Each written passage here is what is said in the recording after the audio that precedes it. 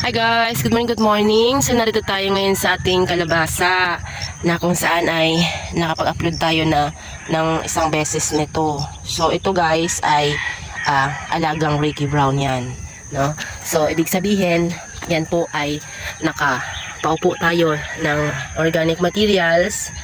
Ayan, tapos nakadilig tayo ng organic full harvest microbial inoculant. At ang pinaka-maintenance natin dyan guys ay ang ating organic full harvest root and leaf fertilizer. So ayan guys, sa mga sandaling ito ay nakita naman natin walang damage ang dahon, no?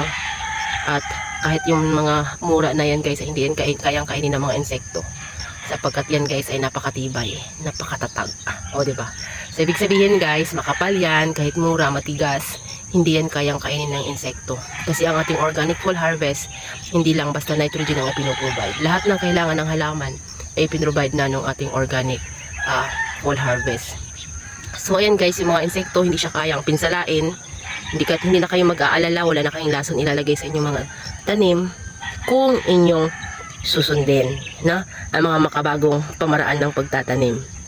So ayan guys, at naroon si Ricky Brown kasama yung kanyang prinsesa, the only. Yan. So bukas ay linggo, so kami ay naka-schedule dito para maggamas dito sa aming munting taniman hanggang dun sa dulong. Ayun. So that's it for now guys, follow for more.